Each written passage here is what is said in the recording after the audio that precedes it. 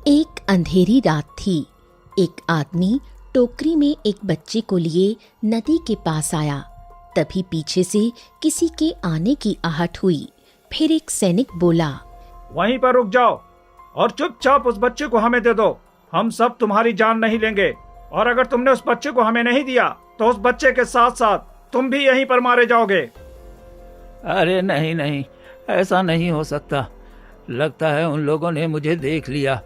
अब मुझे जल्द से जल्द इस बच्चे को कहीं छुपा कर खुद भी छिपना होगा।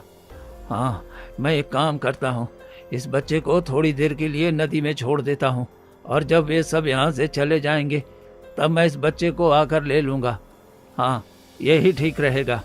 इतना कहकर वो आदमी बच्चे को टोकरी के साथ तालाब में रख देता है और खुद झाड़ियों में जाकर छिप जाता है। अरे अरे मंत्री जी, वो आदमी तो अभी अभी हमारे सामने ही था, फिर वो अचानक से कहाँ चला गया बच्चे को लेकर? मूर्ख सैनिक, बातें बाद में करना, पहले जल्दी जाओ और उस आदमी को खोजो। अगर वो आदमी हमें नहीं मिला तो बाद में हमारे लिए बहुत बड़ी मुसीबत खड़ी हो सकती है। नदी में पानी का बहाव थोड़ा बहुत तेज था, इसलिए बच्चे की टोकरी कुछ दूर आगे चली जाती है। सैनिकों ने बच्चे और उस आदमी को बहुत खोजा, लेकिन वो दोनों ही नहीं मिले। मंत्री जी, हमने यहाँ पर चारों तरफ देख लिया, लेकिन हमें कोई नहीं मिला। लगता है वो आदमी उस बच्चे को लेकर कहीं दूर चला गया। चलो ठीक है सैनिकों, कोई बात नहीं, तुम सब मेरे साथ चलो। हम सब मिलकर जंगल के अंदर खोजते हैं, हो सकता है वो आदमी मिल जाए। मंत्री सैनिकों को लेकर दूसरी तरफ खोजने निकल पड़ता है। उन सब के जाने के बाद वो आदमी झाड़ियों से निकला। ओहो, आज तो मैं बाल बाल बच गया। चलो, वो सब तो चले गए। अब मैं जल्दी से जाकर उस बच्चे को ले लेता हूँ, वरना कहीं ऐसा न हो कि वो बच्चा नदी के बहाव में कहीं चला जाए। इतना कहकर परशुराम नदी के पास आता है। फिर वो बच्चा परशुराम को कहीं पर भी दिखाई नहीं देता। परशुराम बच्चे को ना पाकर बहुत ज्यादा घबरा जाता है। अरे अरे, वो बच्चा तो मैं यहीं पर रख कर गया था, फिर वो बच्चा अचानक कहाँ चला गया? कहीं उन लोगों को वो बच्चा मिल तो नहीं गया? लेकिन नहीं नहीं, ऐसा नहीं हो सकता। मैंने खुद अपनी आंखों से देखा है, उन सैनिकों को तो वो बच्चा नहीं मिला। फिर वो बच्चा गया तो कहाँ गया? परशुराम ने उस बच्चे को चारों तरफ बहुत खोजा, लेकिन वो बच्चा उसे कहीं नहीं मिला। मिलता भी कैसे? आखिर वो बच्चा नदी के बहाव के साथ बहुत दूर जो निकल चुका था। फिर अगली सुबह, पिताजी, मैं जा रही हूँ जंगल में लकड़ियाँ काटने, शाम तक लौट आऊंगी। अगर लौटने में थोड़ी देर हो जाए तो आप चिंता मत करना और खाना खाकर सो जाना। बेटी, जिस बाप की जबान बेटी बाहर रहेगी, वो बाप भला चिंता कैसे न करेगा। मैं कैसा अभागा बाप, जो मेरे होते हुए तुम्हें काम पर जाना पड़ रहा है। अरे नहीं नहीं पिताजी, आप ऐसी बातें मत कहिए। देखना, आप जल्दी ठीक हो जाएंगे। फिर हम दोनों मिलकर साथ में लकड़ियाँ काटने चलेंगे। ठीक है तो पिताजी, अब मैं चलती हूँ। हाँ हाँ ठीक है बेटी, जाओ, लेकिन रात होने से पहले लौट आना। सुनीता कुल्हाड़ी लेकर जंगल की तरफ निकल पड़ी। थोड़ी देर चलने के बाद सुनीता जंगल पहुंची। आज बहुत तेज गर्मी थी, इस कारण सुनीता को बहुत तेज प्यास लगी। आज तो बहुत ज्यादा गर्मी है और मुझे प्यास भी बहुत जोरों की लगी है। मैं एक काम करती हूँ, बगल वाले तालाब से पानी पीकर फिर काम पर लग जाऊंगी। सुनीता जैसे ही पानी पीने के लिए तालाब के पास पहुंची, फिर उसने देखा कि पानी के ऊपर एक टोकरी में बच्चा था। सुनीता उस बच्चे को देखकर हैरान हो गई कि इतना मासूम सा बच्चा यहाँ कैसे आया। अरे, ये बच्चा किसका है और ये तालाब में कैसे आ गया? इसके माता पिता भी कहीं आसपास नहीं दिख रहे हैं। इस मासूम को यहाँ अकेले छोड़ना ठीक नहीं होगा। मैं एक काम करती हूँ, इसे अपने साथ घर ले चलती हूँ। सुनीता उस छोटे से बच्चे को लेकर अपने घर की तरफ निकल पड़ती है। थोड़ी देर बाद सुनीता चलते चलते अपने गांव पहुंच जाती है। तभी गांव के एक आदमी ने उसे देखा और सोचने लगा। सुनीता के आस पड़ोस में भी तो कोई छोटा बच्चा नहीं है। फिर सुनीता को ये बच्चा कहाँ मिला? मुझे जाकर पूछना चाहिए। सुनीता बेटी, अरे ओ सुनीता बेटी, इस बच्चे को लेकर कहाँ भागी जा रही हो? अरे जरा रुको तो। हाँ काका, बताइए क्या बात है? जो भी बात हो थोड़ा जल्दी बताइए। मुझे इस बच्चे को दूध पिलाना है। वैसे भी ये बच्चा बहुत भूखा है। सुनीता बेटी, मैं ये कह रहा था कि ये बच्चा किसका है और तुम इस बच्चे को कहाँ से ला रही हो? काका, आप तो जानते ही हैं कि मैं रोज जंगल में लकड़ियां काटने जाती हूँ। आज सुबह भी मैं वहीं गई थी, तभी मुझे तालाब में ये बच्चा मिला। आसपास कोई भी दिखाई नहीं दे रहा था, इसलिए मैंने इस बच्चे को घर लाना ही ठीक समझा। अरे अरे सुनीता बेटी, क्या तू पागल हो गई है? हाँ, ये पता नहीं किसका बच्चा है और कहाँ से आया है। तुझे ऐसे इस तरह से बच्चे को अपने घर नहीं लाना चाहिए। वैसे भी तुम लोग पहले से ही इतने गरीब हो और ऊपर से तुम इस बच्चे को ले आई। अब तुम लोग इसका पालन पोषण कैसे करोगे? इससे अच्छा है कि तुमने इस बच्चे को जहाँ से लाई हो वहीं पर छोड़ आओ। हाँ काका, ये बात तो आपने ठीक कही, लेकिन अब आगे जो होगा सो देखा जाएगा। अभी मैं इस बच्चे को लेकर घर जा रही हूँ। सुनीता उस आदमी की बातों पर ज्यादा ध्यान नहीं देती है और इस बच्चे को लेकर घर जाने लगती है। फिर थोड़ी देर बाद सुनीता घर पहुँचती है। पिताजी, जरा देखिए, ये बच्चा कितना सुंदर है। हाँ बेटी, ये बच्चा तो सच में बहुत सुंदर है, लेकिन ये बच्चा है कौन? पहले ये तो बताओ। दरअसल पिताजी, आज सुबह जब मैं लकड़ियां काटने जंगल गई थी, तभी ये सुंदर सा बच्चा मुझे तालाब में मिला। इसके माता पिता आसपास कहीं भी दिखाई नहीं दे रहे थे। मैंने उन्हें थोड़ा बहुत ढूंढा भी, लेकिन जब वो नहीं मिले तो मैं इस बच्चे को अपने साथ घर ले आई। तो मैं सोच रही हूँ कि क्यों ना हम इस लड़के को हमेशा के लिए अपने पास ही रख लें। नहीं नहीं बेटी, ऐसा करना ठीक नहीं होगा। पता नहीं ये बच्चा किसका है और कहाँ से आया है। हमें इस बच्चे के बारे में कुछ नहीं पता। फिर हम इस बच्चे को कैसे अपने पास रख सकते हैं? मान लो कल को इस लड़के के कारण हमारे ऊपर कोई मुसीबत आ पड़ी तो फिर क्या होगा? इससे अच्छा ये होगा कि तुम इस बच्चे को जहाँ से लाए हो वहीं पर छोड़ दो। पिताजी, आप थोड़ा सोचिए। अगर मैं इस बच्चे की जगह होती तो क्या आप मेरे साथ भी ऐसा ही करते? मैं देख रहा हूँ तेरी जबान बहुत ज्यादा चलने लगी है। मैं तुझे इतना प्यार से कह रहा हूँ कि इस बच्चे को जहाँ से लाई हो वहीं पर छोड़ा, लेकिन तू तो मुझ पर ही सवाल पर सवाल किए जा रही है। अब तेरे लिए यही अच्छा होगा कि तू चुपचाप इस लड़के को जहाँ से लाई है वहीं पर छोड़ दे। नहीं नहीं पिताजी, आप मुझे माफ कर दीजिए। मैं इतने छोटे से बच्चे को उस गहरे तालाब में नहीं छोड़ सकती। अगर मैंने ऐसा किया तो मुझे पता है ये बच्चा बच नहीं पाएगा। फिर मैं खुद को ही दोषी समझूंगी। अब मैं तुझे समझाते समझाते थक चुका हूँ।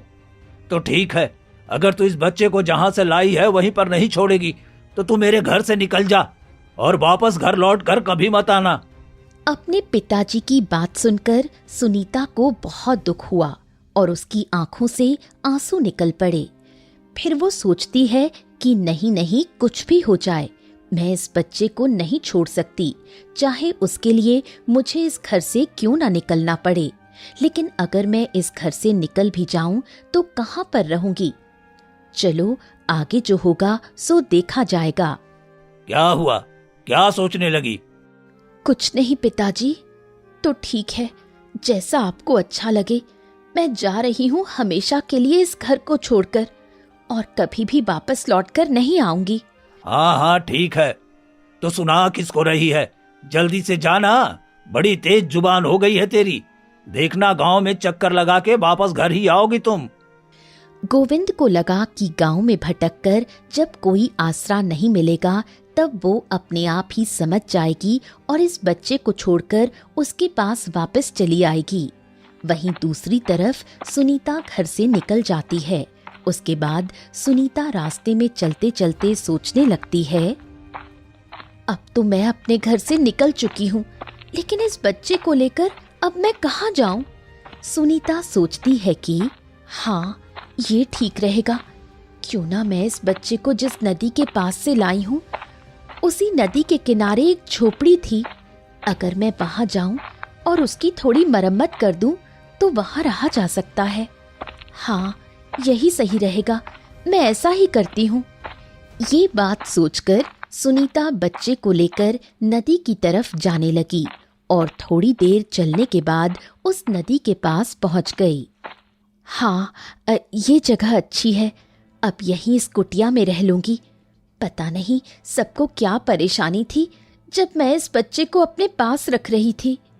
सुनीता कुटिया की साफ सफाई करके उसमें रहने लगती है। चलो बच्चे, आज से ये हमारा नया घर है। आज के बाद मैं तुम्हें आर्यन कहकर बुलाया करूंगी। वैसे तुम्हारे लिए आर्यन नाम मुझे बहुत अच्छा लग रहा है।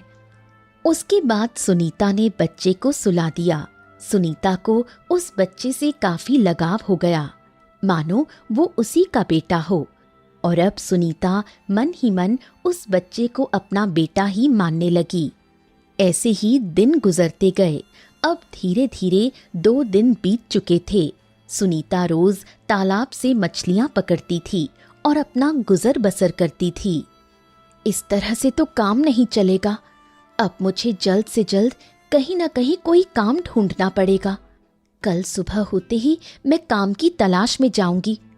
चलो, आज तो मेरे पास 2 मछलियां हैं, मैं उन्हीं को बनाकर खा लेती हूँ। ऐसे ही दिन गुजरते गए। अब आर्यन 10 वर्ष का हो चुका था। आर्यन बाकी लड़कों के मुकाबले बहुत अलग लगता था। पेड़, पक्षी, जानवर किसी के भी मन की बात बड़ी आसानी से समझता और जान लेता। फिर एक दिन, माँ, मैं जा रहा हूँ घर के बाहर खेलने। ठीक है, जा मेरे लाल, लेकिन तुझे घर के सामने ही खेलना है और कहीं नहीं जाना। आज तो थोड़ी गर्मी है, चल मैं भी थोड़ा बाहर बैठती हूँ। आर्यन घर के बाहर खेलने लगा। वहीं दूसरी तरफ सुनीता बैठी हुई थी। थोड़ी देर बाद आर्यन ने एक लकड़ी से तलवार बना दी। फिर वो कहने लगा, माँ, तुम देख लेना, मैं बड़ा होकर एक शक्तिशाली राजा बनूंगा और सब गरीब लोगों की मदद किया करूंगा। आर्यन का व्यवहार देखकर सुनीता बहुत ज्यादा हैरान हो गई और वो कहने लगी, अरे अरे, इसने इस लकड़ी को तलवार कैसे बना दिया? और ये क्या कह रहा है? मुझे तो कभी कभी इसका व्यवहार देखकर ऐसा लगता है कि ये कोई साधारण लड़का नहीं है। चलो, जो भी हो, मैं तो आर्यन से बहुत ही ज्यादा प्यार करती हूँ। अब सुनीता को भी धीरे धीरे ये लगने लगा था कि आर्यन कोई साधारण लड़का नहीं है, जरूर इसके अंदर कोई रहस्य छिपा हुआ है। वहीं दूसरी तरफ सुनीता के पिता गोविंद अपने आप से कहने लगे,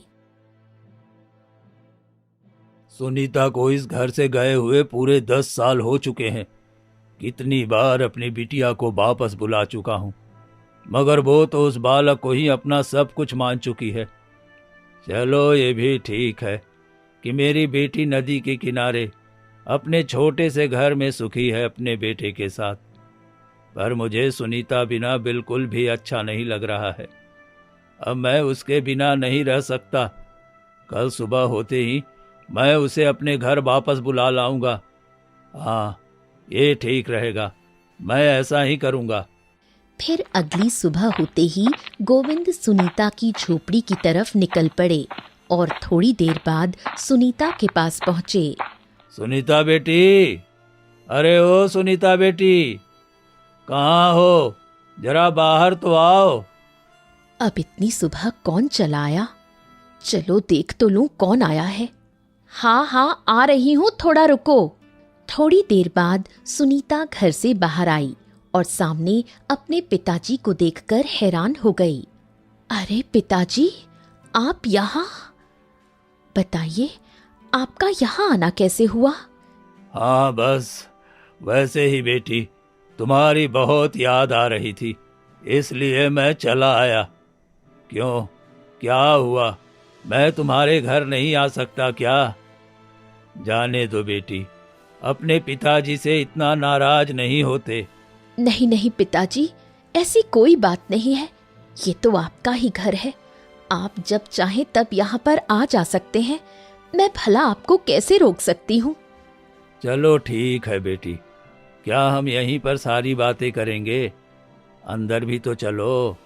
हाँ पिताजी, मैं तो बातें करते करते भूल ही गई थी। अंदर आइए पिताजी, फिर हम दोनों बैठकर बातें करेंगे। सुनीता अपने पिता को लेकर अंदर चली गई। फिर वो दोनों साथ में खूब बातें करने लगे। तभी आर्यन वहां पर आया और पूछने लगा, माँ, ये कौन है? बेटा, ये मेरे पिताजी हैं, मतलब तुम्हारे नाना। ठीक है माँ, लेकिन आज से पहले तो आपने उनके बारे में मुझे कभी नहीं बताया। गोविंद आर्यन को देखकर हैरान हो गया और सोचने लगा, यही वो बच्चा है जो मेरी बेटी को नदी की गहराइयों से मिला था, और अब ये बच्चा इतना बड़ा हो चुका है। सुनीता बेटी, मेरा सोचना सही है क्या? ये लड़का वही है जिसके लिए तुम घर छोड़कर यहाँ पर चली आई थी? हाँ पिताजी, ये वही लड़का है। मैंने इसका नाम आर्यन रखा है। आपने तो इसे बचपन में देखा था। जरा देखिए तो, अब ये लड़का कितना बड़ा हो चुका है। चलो ठीक है बेटी, कोई बात नहीं, मुझे माफ कर दो बेटी। मैंने गुस्से में आकर तुम्हें अपने घर से जाने के लिए कह दिया था, क्योंकि अगर मैं ऐसा न करता तो गांव वाले मिलकर हमको गांव छोड़ने पर मजबूर करते कि हमने किसी का बच्चा चुरा लिया। अब तो ये बच्चा बड़ा हो चुका है। अब गुस्सा छोड़ो और तुम सब मेरे साथ चलो। मुझे तुम्हारे बिना घर बिल्कुल अच्छा नहीं लगता है। गोविंद की बात सुनकर सुनीता मन ही मन सोचने लगी, मैं तो जानती ही हूँ कि आर्यन कोई साधारण लड़का नहीं है। जरूर इस बालक का कोई रहस्य है। अगर मैं अपने पिताजी के कहने पर आर्यन को घर लेकर चली जाती हूँ और कल को कोई मुसीबत आती है तो मेरे पिताजी भी परेशान होंगे, और मैं अपने पिताजी को परेशान होते हुए नहीं देख सकती। नहीं नहीं, ऐसा करना ठीक नहीं होगा। मैं घर नहीं जा सकती। सुनीता अपने पिता से बहुत प्यार करती थी और अपने पिता को मुसीबत में नहीं देख सकती थी। इसलिए सुनीता अपने पिता से कहने लगी, मुझे माफ कर दीजिए पिताजी, लेकिन अब मैं आपके साथ घर नहीं जा सकती, क्योंकि अगर गांव वालों को अभी भी ऐसा लगा कि ये चुराया हुआ बालक है तो हम संकट में पड़ सकते हैं। आप चले जाइए पिताजी और हमसे मिलने आया कीजिएगा, इसी में हम सबकी भलाई है।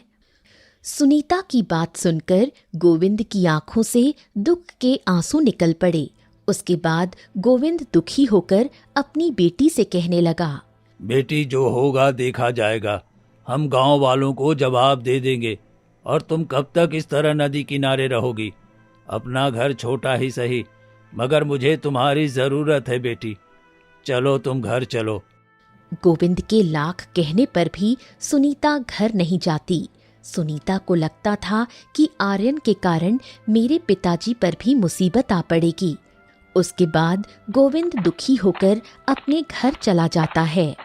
मुझे गर्व है अपनी बेटी पर कि वो किसी बच्चे के लिए अपना घर बार छोड़कर नदी के किनारे बस गई। मेरा जीवन धन्य हो गया ऐसी पुत्री पाकर। इतना सोचकर गोविंद दुखी हो जाता है। वहीं दूसरी तरफ सुनीता भी अपने पिता के साथ ना आकर दुखी थी। ऐसे ही दिन गुजरते गए और धीरे धीरे 2 साल बीत गए। फिर एक दिन नदी के किनारे एक बूढ़ी माँ आई। चलते चलते थक गई, लेकिन अभी तो मुझे बहुत दूर जाना है। इस बुढ़ापे में चलना भी तो आसान नहीं। मैं एक काम करती हूँ, थोड़ी देर इस वृक्ष के नीचे आराम करके फिर आगे बढ़ूंगी। फिर बूढ़ी माँ वृक्ष के नीचे बैठ गई। अरे, मुझे तो बहुत जोरों से प्यास लगी है और सामने पानी का तालाब भी है, लेकिन थोड़ा भी चलने को मन नहीं कर रहा। ये मेरे घुटनों का दर्द अब सहा नहीं जाता। काश ऐसा होता कि कोई मुझे पानी लाकर दे देता। बूढ़ी माँ थक हार कर सुनीता की झोपड़ी के पास ही बैठी हुई थी। तभी आर्यन ने बूढ़ी माँ को देखते ही समझ लिया कि बूढ़ी माँ बहुत थक गई हैं। उन्हें बहुत जोरों से प्यास लगी होगी। इन बूढ़ी माँ को बहुत जोर से प्यास लगी होगी, मुझे जल्दी से इन्हें पानी पिला देना चाहिए। आर्यन तुरंत अंदर से बूढ़ी माँ को पानी लाकर देता है। ये लीजिए बूढ़ी माँ, आपको बहुत जोरों से प्यास लगी होगी ना, आप तो बहुत थक चुकी हो, आप ये पानी पी लीजिए।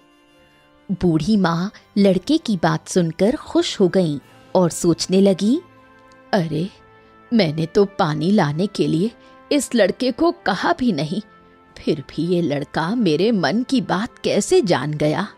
बेटा, तुम कौन हो और तुम्हें कैसे पता कि मुझे प्यास लगी हुई है? बूढ़ी माँ, आप थक कर बैठ चुकी थी और मेरी माँ कहती है कि कोई भी हमारे द्वार पर आए तो पहले उनको पानी पिलाना चाहिए, बस इसलिए मैंने आपको पानी दे दिया और आप अब पहले ये पानी पी लीजिए। वैसे भी आपको बहुत जोरों से प्यास लगी होगी। बूढ़ी माँ पानी पीती है और सोचती है कि कितना अच्छा बालक है, इसके संस्कार कितने अच्छे हैं। हाँ बेटा, अब मुझे ऐसा लग रहा है कि मेरे शरीर में जान आ गई। मुझे बहुत प्यास लगी थी बेटा, धन्यवाद तुम्हारा। तो बताओ बेटा, तुम कौन हो? तुम्हारे माता पिता कहाँ हैं? और तुम इस नदी के किनारे अकेले क्या कर रहे हो?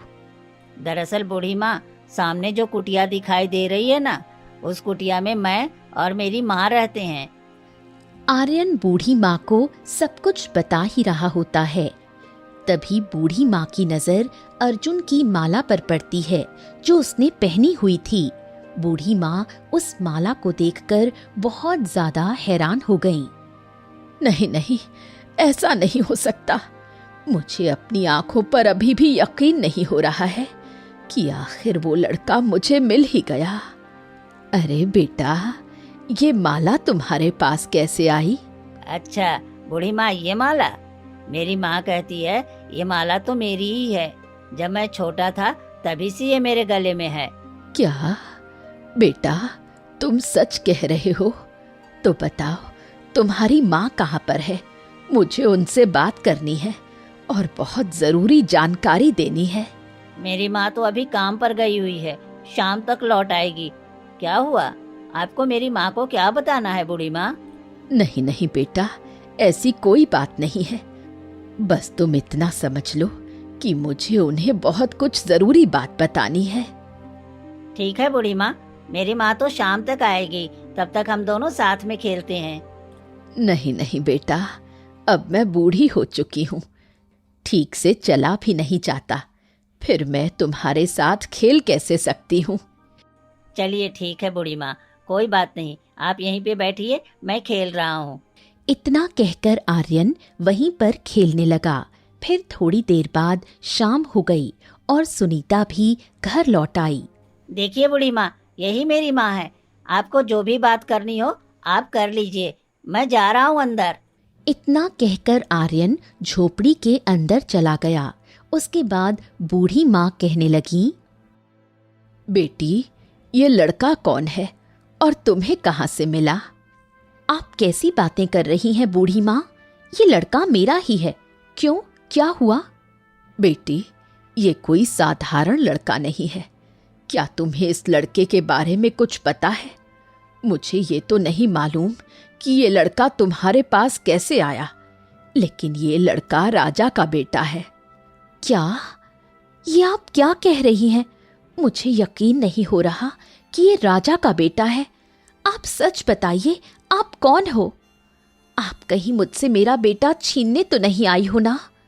और मैं आपको एक बात बता दूं बूढ़ी माँ, ये राजा का बेटा हो या किसी और का, मैंने इस बालक का अपने बेटे की तरह पालन पोषण किया है, तो अब मैं इस लड़के को किसी को भी देने वाली नहीं।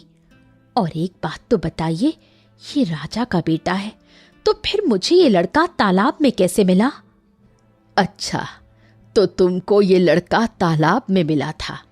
मैं तुम्हें सब कुछ बताती हूँ, तुम थोड़ा धीरज रखो। दरअसल एक दिन उस राजा के मंत्री ने कुछ सिपाहियों के साथ मिलकर राजमहल पर हमला करके राजा को बंदी बना लिया। उस समय ये बच्चा नवजात था और इतने छोटे से बच्चे को वो मंत्री मारने जा रहा था। तभी मेरे पति इस बच्चे को लेकर भाग गए। हो ना हो उन्होंने ही इस लड़के को तालाब में छोड़ दिया होगा ताकि कोई उसे बचा ले।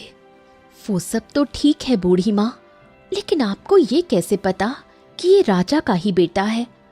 आपने तो इस बच्चे को तब देखा था जब ये नवजात बालक था, फिर आपने इस लड़के को आज कैसे पहचाना? दरअसल बेटी, जब ये लड़का छोटा था तभी महाराज ने इसके गले में वो माला पहनाई थी। उस वक्त मैं राजा के यहाँ काम करती थी और इस लड़के की देखभाल किया करती थी।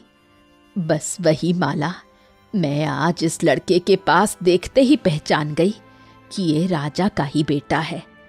उस दुष्ट मंत्री ने हमारे महाराज को पता नहीं कहाँ बंदी बनाकर छुपाया होगा। बूढ़ी माँ, आप बिल्कुल भी चिंता मत कीजिए। मैं राजा को आजाद करवाकर उस दुष्ट मंत्री के कर्मों की सजा उसे दिलवाऊंगी। बूढ़ी माँ सुनीता को सब कुछ बताकर चली जाती हैं। फिर अगली सुबह, बेटा, अरे ओ बेटा, सुबह हो गई है, सोते ही रहोगे क्या? जल्दी उठो, मुझे तुम्हें कहीं ले जाना है। अपनी माँ की आवाज सुनकर आर्यन उठा और कहने लगा, अच्छा माँ, हम कहाँ जाने वाले हैं, जरा बताओ तो। बेटा, जब मैं तुझे ले चलूंगी तब तुम देख लेना, अभी तुम बस मेरे साथ चलो। सुनीता आर्यन को लेकर अपने पिता के पास जाती है। गोविंद अपनी बेटी को घर में देखकर बहुत खुश होता है। आओ आओ बेटी, तो बताओ कैसे आना हुआ? दरअसल पिताजी, मैं किसी बहुत जरूरी काम से बाहर जा रही हूँ। मेरे घर लौटने तक आप आर्यन को अपने पास ही रखो। ठीक है बेटी, तुम चिंता मत करो, मैं आर्यन का ध्यान रखूंगा। लेकिन तुम जा कहाँ रही हो, जरा ये तो बताओ। पिताजी, मैं उधर से लौटकर आपको सब कुछ बताती हूँ, तब तक आप मेरे बेटे का अच्छे से ख्याल रखना। इतना कहकर सुनीता राजा और रानी को खोजने निकल पड़ी। थोड़ी देर बाद वो चलते चलते जंगल में जा पहुंची। मुझे इस जंगल के आखिरी छोर पर आर्यन मिला था। मैं इस जंगल में ही राजा और रानी को ढूंढती हूँ। हो सकता है उस दुष्ट मंत्री ने राजा और रानी को यहीं पर छुपा कर रखा हो। सुनीता राजा और रानी को खोजने की बहुत कोशिश करती है, लेकिन उसे कहीं कुछ पता नहीं लगता। ऐसे ही दिन गुजरते गए। अब धीरे धीरे पूरा 1 महीना बीत चुका था। फिर एक दिन सुनीता राजा और रानी की तलाश कर रही थी। तभी उसे एक घायल बंदर दिखा। ओहो, जरा देखो, इस बेचारे बंदर के पैरों पर चोट लगी हुई है। मुझे जल्द से जल्द इसकी चोट पर कुछ लगाना चाहिए। तभी सुनीता ने देखा कि बगल में जड़ी बूटियों का पौधा है। फिर सुनीता उस जड़ी बूटी के लेप को बंदर के घाव पर लगा देती है। देखते ही देखते एक तेज सुनहरी रोशनी के साथ बंदर का घाव बिल्कुल ठीक हो जाता है। भगवान तुम्हारा भला करे जो तुमने मेरे घाव को ठीक किया। बंदर को बोलता हुआ देख सुनीता हैरान हो जाती है। अरे अरे, ये बंदर तो इंसानों की तरह बोल भी सकता है। तुम चिंता मत करो, मैं एक जादुई बंदर हूँ और मैं ये भी जानता हूँ कि तुम इस जंगल में क्यों आई हो। तुम राजा और रानी की तलाश में आई हो, सही कहा ना? तुम जादुई बंदर हो? तो बताओ, तुम्हें पता है उस दुष्ट मंत्री ने राजा और रानी को कहाँ पर बंदी बनाकर रखा हुआ है? हाँ, मुझे सब कुछ पता है। मैं तुम्हें बताता हूँ, तुम बस ध्यान से सुनो। दरअसल यहाँ से कुछ ही दूरी पर एक बहुत पुरानी गुफा है। उस गुफा के अंदर ही मंत्री ने राजा और रानी को बंदी बनाकर रखा हुआ है। क्या? जादुई बंदर, तुम सच कह रहे हो? फिर ठीक है, मैं जा रही हूँ राजा और रानी को आजाद कराने।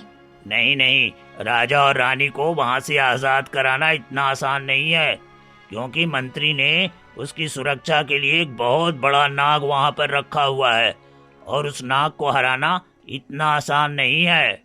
तो क्या अब राजा और रानी कभी आजाद नहीं हो पाएंगे? नहीं नहीं, राजा और रानी जरूर आजाद होंगे, तुम चिंता मत करो। मैं तुम्हें एक जादुई जड़ी बूटी देता हूँ। अगर तुमने उस जादुई जड़ी बूटी को किसी के ऊपर फेंक दिया तो वो कुछ समय के लिए वहीं पर मूर्छित हो जाएगा। बंदर ने अपनी जादुई शक्तियों से एक अद्भुत जड़ी बूटी सुनीता को दे दी। आपका बहुत बहुत धन्यवाद जो आपने मेरी कुछ सहायता की। अगर आप न होते तो शायद मैं राजा और रानी को कभी खोज ही नहीं पाती। ठीक है, फिर अब मैं चलती हूँ। इतना कहकर सुनीता वहां से जाने लगी और थोड़ी देर बाद वो गुफा के पास पहुंची। सुनीता ने देखा कि गुफा के बाहर सच में वहां पर एक बहुत भयानक नाग होता है। अरे, वो जादुई बंदर सच कह रहा था। जरा देखो तो गुफा के बाहर कितना बड़ा नाग खड़ा है। अभी सुनीता अपने आप से बातें कर ही रही थी, तभी नाग की नजर सुनीता पर पड़ी। सुनीता को देखते ही नाग गुस्से से बोल पड़ा। अरे मूर्ख औरत, आज से पहले किसी भी इंसान में यहाँ पर आने की हिम्मत नहीं की, फिर तुम यहाँ कैसे चली आई? चुपचाप यहाँ से चली जा, वरना यहीं पर बेमौत मारी जाएगी। नाग की बात सुनकर सुनीता थोड़ा भी डरी नहीं और कहने लगी, जब मैं यहाँ तक आ ही गई हूँ तो बिना राजा और रानी को आजाद कराए मैं यहाँ से जाने वाली नहीं। इसके लिए मुझे कुछ भी क्यों ना करना पड़े। मूर्ख औरत, विनाश काले विपरीत बुद्धि, अब तो यहाँ से जिंदा लौट कर नहीं जाने वाली। अब तो तेरा मरना मेरे ही हाथों लिखा है। मैं तुम्हें हरा कर रहूंगी। मैं किसी से डरती नहीं हूँ, समझे? नाग क्रोधित होकर सुनीता को देखने लगा। सुनीता जरा भी नहीं डरी और चुपचाप वहीं खड़ी रही।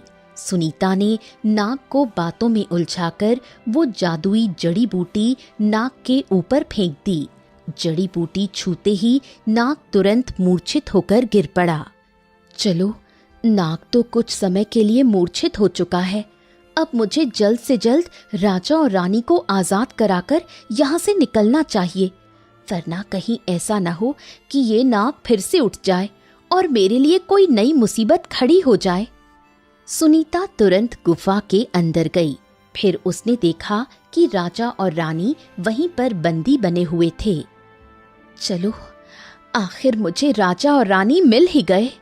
महारानी, हमें लगता है उस दुष्ट मंत्री ने किसी नई दासी को हमारे ऊपर नजर रखने के लिए भेजा हुआ है। हाँ, आपने ठीक कहा महाराज, मुझे भी कुछ ऐसा ही लगता है। नहीं नहीं महारानी, ऐसी कोई बात नहीं है। आप चिंता मत कीजिए, मैं आपको और महाराज को यहाँ से आजाद कराने के लिए आई हूँ। राजा और रानी सुनीता की बात सुनकर हैरान हो गए और कहने लगे, लेकिन तुम कौन हो और यहाँ तक कैसे आई? सुनीता राजा और रानी को सब हकीकत बता देती है।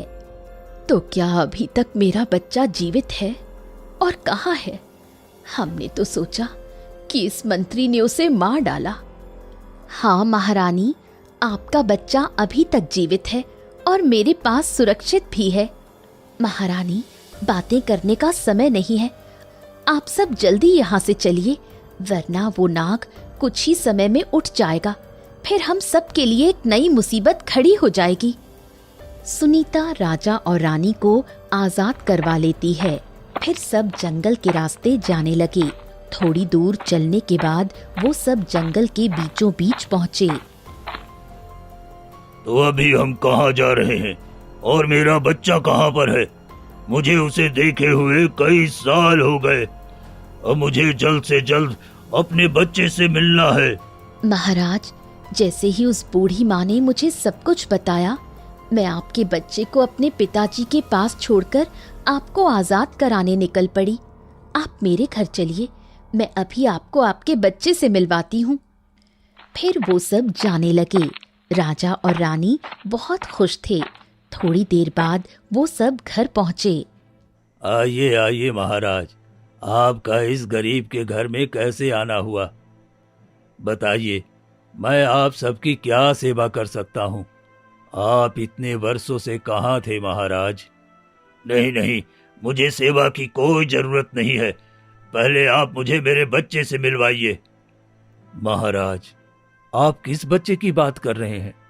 हमारे पास तो आपका बच्चा नहीं है। अरे ये तुम सब क्या कह रहे हो? लड़की, तुमने तो कहा था मेरा बच्चा सुरक्षित है, और अब तुम ये सब कह रहे हो कि कैसा बच्चा? कृपया आप सब थोड़ा शांत रहिए। आप सबको गलत फहमी हुई है। मैं आप सबको सब कुछ बताती हूँ। दरअसल पिताजी, आर्यन इन्हीं का बच्चा है, जो बच्चा मुझे नदी में मिला था। ये सब उस दुष्ट मंत्री का किया धरा है। सुनीता अपने पिता को सब कुछ बता रही थी, तभी आर्यन वहां पर आया। अरे माँ, तुम आ गई? तुम्हें पता है, मुझे तुम्हारे बिना बिल्कुल भी अच्छा नहीं लग रहा था। कहाँ चली गई थी तुम? हाँ बेटा, मैं आ गई। तुम चिंता मत करो, अब सब कुछ पहले जैसा हो जाएगा। महाराज और महारानी, ये देखिए, यही है आपका बेटा। हाँ महाराज, ये लड़की ठीक कह रही है। जरा उस लड़के के गले में देखिए और याद कीजिए, हमने उस दिन अपने बच्चे के गले में भी ठीक ऐसी ही माला पहनाई थी। महारानी, ये हमारा ही बच्चा है। जरा देखिए तो, अब हमारा बच्चा कितना बड़ा हो चुका है। राजा अपने बच्चे को पाकर बहुत खुश थे। माँ, ये महाराज मुझे अपना बेटा क्यों कह रहे हैं? बेटा, यही तुम्हारे असली माता पिता हैं। वो कैसे माँ? आप ही तो मेरी माँ है ना, आप ही के साथ मैं रहा हूँ। सुनीता आर्यन को पूरी सच्चाई बड़े प्यार से समझाती है। चलिए महारानी, अब हमें राजकुमार तो मिल गए हैं। अब उस दुष्ट मंत्री को सजा देने का समय आ चुका है। फिर वो चारों, राजा, रानी, आर्यन, सुनीता, सब साथ में राजमहल की तरफ जाने लगे। फिर थोड़ी देर चलने के बाद राजमहल पहुंचे। तब सिपाही राजा और रानी को जीवित देखकर बहुत खुश हुए। अरे ये कैसे हो सकता है? मैंने तो तुम सबको गुफा में बंदी बनाकर रखा हुआ था, फिर तुम सब वहां से आजाद कैसे हुए? सैनिकों, तुम सब जल्द से जल्द इस दुष्ट मंत्री को बंदी बना लो। ठीक है, जैसी आपकी आज्ञा महाराज। महाराज के इतना कहते ही सैनिकों ने तुरंत मंत्री को बंदी बना लिया। सुनीता की बहादुरी से राजा बहुत खुश होते हैं और कहते हैं, तुम्हारा बहुत बहुत धन्यवाद। अगर तुम न होती तो हमें ये राजपाट और मेरा बेटा कुछ भी नहीं मिलता। मैं तुमसे बहुत खुश हूँ। मांगो, तुम क्या मांगना चाहती हो? अगर तुम कहो तो मैं अपने राजमहल और राज्य का आधा हिस्सा तुम्हें दे दूं। फिर तुम आराम से हमारे साथ यहीं पर रहना। महाराज, मैं अपने पिताजी के पास लौटना चाहती हूँ। मैं पिछले 10 वर्षों से नदी किनारे आर्यन के साथ रह रही हूँ, ताकि गांव वालों से छुपकर आर्यन का पालन पोषण कर सकूं। आर्यन से दूर होने की बात सोचकर सुनीता की आंखें भर आईं। तुम चिंता मत करो सुनीता, तुम तुम्हारे पिता के साथ यही महल में रह सकती हो, और आर्यन को तुमने अपने बेटे से बढ़कर पाला है। धन्यवाद महाराज, मैं बहुत खुश हूँ कि अब आर्यन और पिताजी, मैं दोनों के साथ रह पाऊंगी। इसी तरह एक साहसी लड़की ने इंसानियत के नाते एक नवजात बच्चे की जान तो बचाई ही, और उसके माता पिता को भी खोज लाई। इसी तरह की सुंदर कहानियाँ देखने के लिए हमारे चैनल को सब्सक्राइब करें और बेल आइकन को प्रेस करें। धन्यवाद।